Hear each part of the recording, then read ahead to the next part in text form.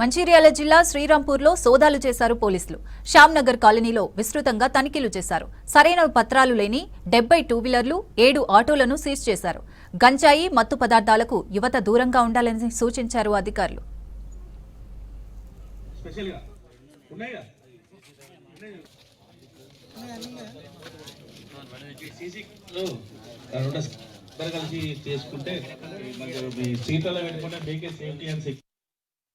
ఈరోజు CC Naspur PS లిమిట్స్లో శ్యామ్నగర్లో నిర్వహించడం జరిగింది. దీంట్లో పేపర్లు లేని సైకిల్ మోటార్స్ దాదాపు 67 వరకు, ఆటోలు కూడా ఉన్నాయి. దీంట్లో ఒక 8, 2 కార్లు. నేను వాళ్ళకు ఒకటి విన్నవిస్తా ఉన్నా. సో అన్ని రిజిస్ట్రేషను, ఇన్సూరెన్సు, పొల్యూషను, ఎవ్రీథింగ్ కూడా అంటే సరి అయిన పత్రాలు మీతో పెట్టుకోండి.